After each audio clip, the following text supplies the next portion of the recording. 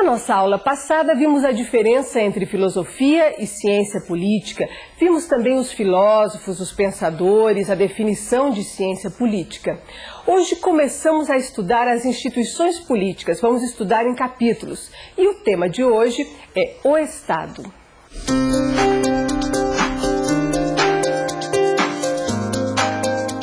Considera-se Estado as comunidades de pessoas fixadas sobre um território com uma organização política e um poder superior de coerção. Uma das mais modernas teorias sobre o Estado é de 1748, do filósofo Montesquieu. Ele dizia: há um só poder dividido em 3 funções: executiva, legislativa e judiciária.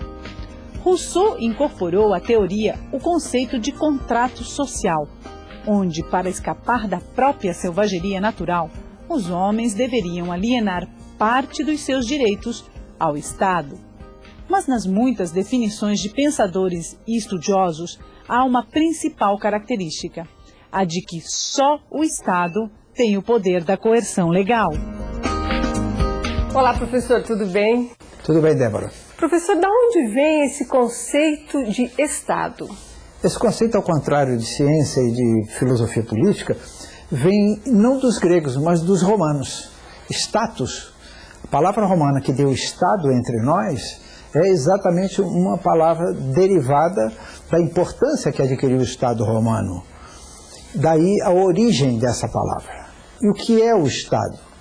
O Estado pode ser definido juridicamente, como fez Hans Kelsen, como uma nação politicamente organizada. Mas essa definição não basta. É preciso que a gente lembre também que o Estado é a mais importante de todas as instituições políticas. E ela é necessariamente dotada de 3 requisitos: a população, o território e o governo. Sem população, sem território, sem governo, nós não temos Estado. E mais do que isso, também é dotado de um requisito, que é o requisito da soberania. No entanto, se população, território e governo formam um Estado que não é soberano, que não tem esse atributo, é uma outra categoria de Estado. É Estado, mas não soberano. Na ciência política, nós nos preocupamos, sobretudo, com os Estados soberanos. Professor, há uma diferença entre Estado e nação? Há uma diferença. Eu cheguei a chamar a atenção há pouco, que o Estado é a mais importante das instituições políticas, dotado de 3 requisitos. A nação é uma unidade constituída de um povo que tem similitudes, tem semelhanças, tem unidade cultural, linguística, etc., que formam uma nação. Um Estado pode ser formado de várias nações. Esse, por exemplo, é o caso do Estado brasileiro. Nós temos aqui uma quantidade imensa de índios que falam outra língua, que têm a sua própria cultura e que vivem dentro do Estado brasileiro. Eles constituem uma nação. E os brasileiros, que não são de origem indígena, que já estão civilizados, constituem outra nação. Então veja que nação é algo diferente do Estado. Nação é a parte, o Estado é o todo. O Estado criou a sociedade ou a sociedade criou o Estado? Como instituição política, todas as instituições políticas foram criadas pela sociedade. A diferença é que o Estado só foi criado depois que a sociedade política se civilizou. Enquanto a sociedade política não foi civilizada, no estágio, portanto, pré-civilizatório, não houve Estado. O Estado é resultado da civilização, do processo que transformou a sociedade numa sociedade civilizada. Professor, entre os teóricos das teorias de Estado, há algum personagem assim que a gente tenha que destacar nessa história, ao longo da história e quando se estuda o Estado? Sobretudo Hobbes, o inglês Thomas Hobbes. Por que razão? Porque o livro, o Leviatã, que é da autoria dele, é na realidade uma teoria do Estado. Qual é a teoria de Hobbes? O que ele defende?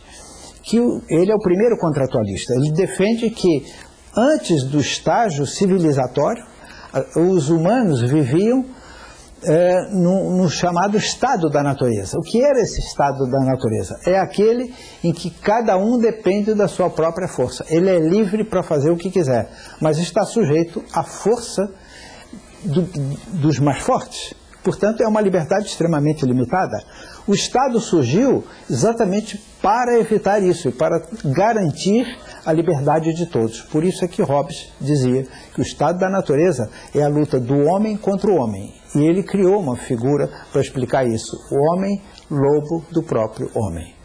O Estado, portanto, é a sociedade que renuncia a uma parte da sua liberdade para que possam viver todos com igual liberdade e não dependendo da força do seu semelhante. Essa teoria, pode-se dizer que é a teoria do Estado moderno? É a teoria do Estado moderno. Hobbes vive exatamente no momento de transição da Inglaterra. Já é um Estado formado, mas ainda não é um Estado democrático, com todos os seus poderes funcionando.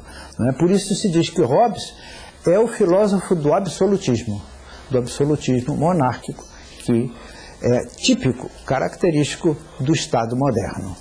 Professor, e que outros pensadores nós temos entre as tantas teorias sobre o Estado? Quais são os mais importantes, além de Hobbes? O outro mais importante, que também é um contratualista, é o inglês também, John Locke. Há uma diferença entre os dois.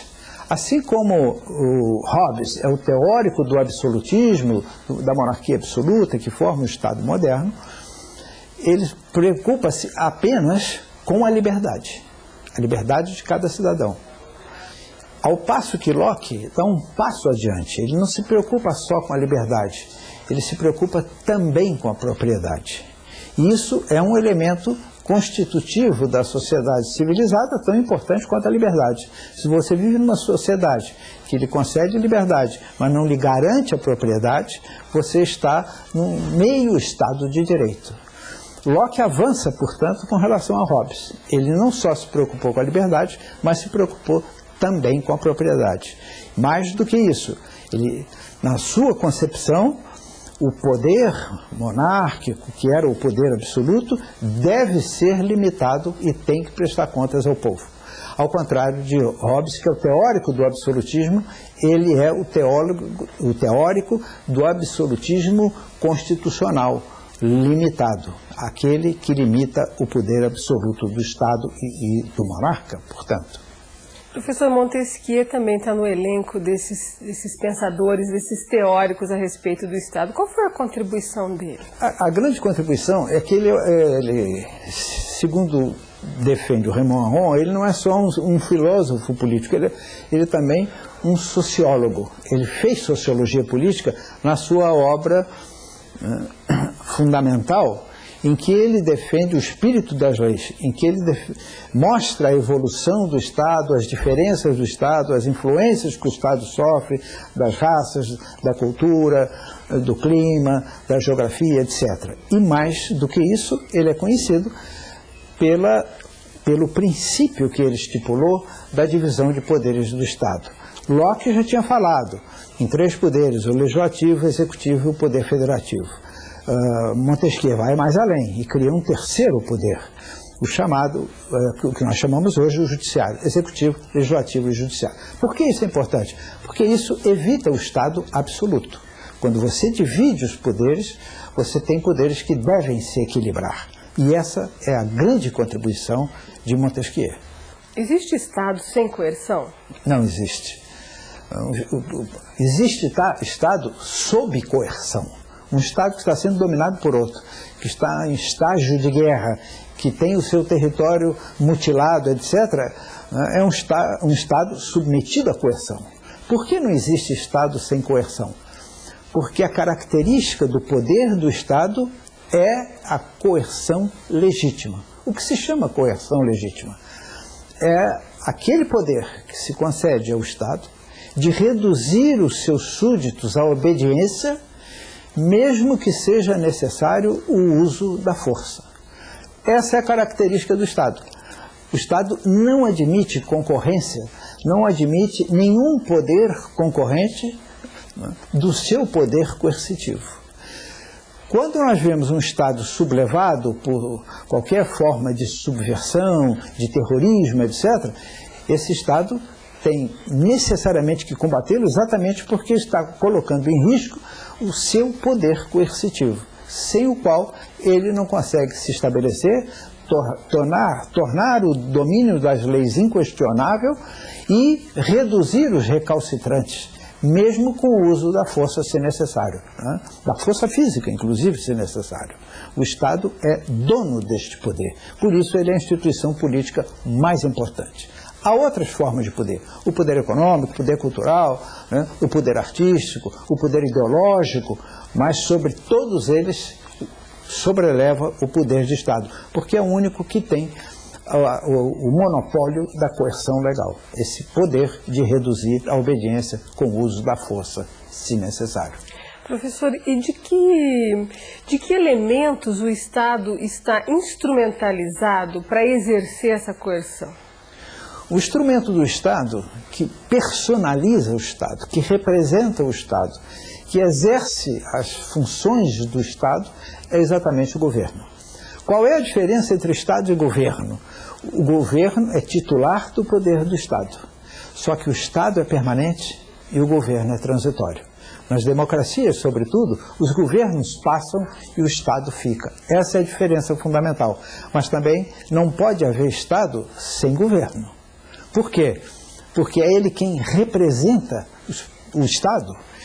E esse poder, né, tanto pode, num sentido lato, ser representado pelos diferentes poderes do Estado, o executivo, o legislativo, o judiciário, como pode ser representado apenas pelo executivo. Essa é a interpretação restrita. Por que razão? Porque é ele quem dá face ao Estado, dá visibilidade ao Estado e quem usa os poderes do Estado. Portanto, o que é o governo? O governo é o titular do poder do Estado. Professor, como estabelecer um equilíbrio entre essas funções que o Estado exerce? Legislativo, executivo? Exatamente pelo princípio da divisão de poderes. Essa é uma divisão, não é uma divisão espacial, é uma divisão funcional. O executivo administra, executa, o legislativo legisla e o judiciário arbitra os conflitos entre os demais poderes, entre o executivo e o legislativo, entre a sociedade e o executivo, entre os poderes públicos e entre os particulares. Então veja que há um equilíbrio de funções, por isso se diz que é a distribuição funcional.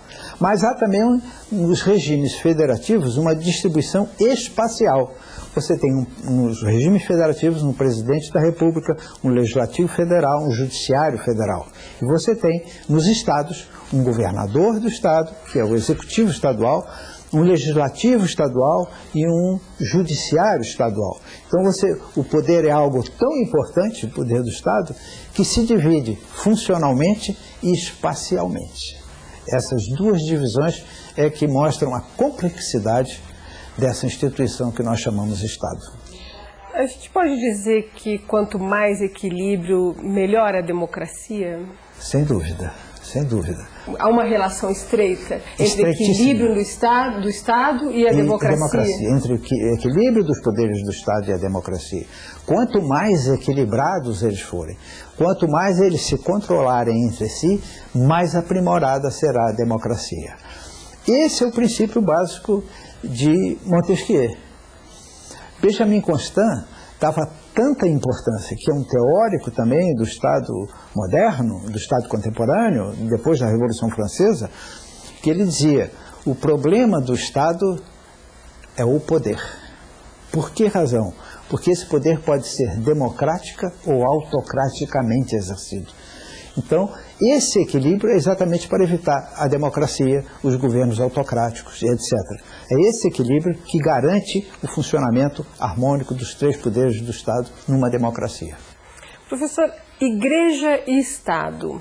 Grandes teses, grandes pensadores também saíram da Igreja ou vieram da Igreja para o Estado ou apenas nortearam, digamos assim, algumas ações do Estado. Igreja e Estado, existiu essa relação através de quem e ainda existe? Sem dúvida. O Estado moderno, o Estado contemporâneo, os Estados atuais, são Estados laicos, leigos, admitem todas as religiões. E admite todas as religiões que admitem as demais. Porque se houver uma religião que não admite as demais, o Estado não pode admitir. No entanto, isso está na origem do cristianismo, né? Na realidade, ele até se antepõe. Por que razão? Porque havia a civilização judaica, que era uma civilização também cristã, no mesmo sentido que nós entendemos hoje o cristianismo, né? É um só Deus, etc. E a Igreja representa esse poder. Religião e Estado não se combinam. E foi na origem disso, do cristianismo, que se tornou uma religião contra o Estado, no caso do Império Romano, que depois admitiu a religião cristã como religião do Estado, que criou essa dicotomia, né? Essa questão já tinha sido posta anteriormente, está na Bíblia, né? Quando se pergunta a Cristo a quem deve se pagar o tributo, ele diz, pague a Deus o que é dê a Deus o que é de Deus e dê ao Estado o que é do Estado. Essa questão surgiu quando o cristianismo adotou o princípio da legitimidade. O que era esse princípio da legitimidade? Era um princípio que só considerava legítimo aqueles imperadores, aqueles monarcas que fossem católicos, cristãos. Isso vai durar até a cisão da Igreja com Martinho Lutero. Toda a filosofia medieval até Lutero, quando a Igreja ainda está dividida, mas não a Igreja Ocidental, simplesmente a Igreja Oriental, Ortodoxa, Grega, Russa, etc., né? Não havia essa dicotomia. Ela surge exatamente quando a Igreja tenta estipular como princípio de legitimidade a adesão a uma igreja. Isso vai gerar conflitos de natureza religiosa e de natureza civil. Esse problema só se resolveu quando o Estado se tornou um Estado leigo, como deve ser hoje, né? O Brasil mesmo passou por uma situação dessa natureza. A Constituição do Império de 1824, que regeu o Brasil durante 65 anos, de 1824 a 1889, prescrevia uma religião oficial do Estado. Dizia lá, católica, religião católica, apostólica, romana. Não se admitia outra religião. Admitia-se desde que não tivesse cultos, desde que os cultos fossem internos e os locais desse culto não tivessem símbolos exteriores de outra religião. Então, o Brasil viveu sob essa situação. Não havia registro civil era religioso, não havia casamento civil era religioso. Isso vai dar problemas sérios depois na República, quando a Igreja se separa do Estado. E no Brasil se separou muito tardiamente, porque só se separou com a proclamação da República. Mas isso ainda gerou problemas de natureza conflitiva. No caso do Império, isso aconteceu porque, havendo uma religião oficial do Estado, ela tinha que se subordinar ao Estado. E a chamada questão religiosa, com os bispos de Olinda e de Belém, o bispo do Pará e o bispo de Olinda, que se confrontaram com o Estado, foram submetidos a julgamentos, condenados e cumpriram parte da pena, porque eles não aceitavam a autoridade do Estado e que a Igreja interferisse nos problemas do Estado, mas era uma Igreja oficial. Então veja que a separação entre Igreja e Estado é um princípio fundamental, né, do Estado democrático e do Estado de direito. São Tomás de Aquino deixou um legado. É um legado da Igreja para o Estado, um legado positivo? Bom, é preciso entender que a grande contribuição de São Tomás de Aquino, né, a filosofia tomista, que foi de enorme importância, ele é o doutor da Igreja, não há outro filósofo católico, religioso, tão importante quanto ele. Ele dominou uma grande parte da Idade Média. O que significou a obra dele? Significou conciliar a crença religiosa com o Estado. Em outras palavras, significou conciliar a religião com o poder político, a religião com o Estado. Essa foi a grande contribuição que ele deu. E mais do que isso, ele trouxe para a Igreja o pensamento aristotélico, tornou compatível a filosofia aristotélica, original, dos gregos, da civilização helênica, com o pensamento da Igreja. Ele separou na medida em que conciliou esses dois poderes. Essa é a grande contribuição de São Tomás de Aquino. E a nossa aula hoje fica por aqui. Você fica aí com as dicas para os estudos complementares.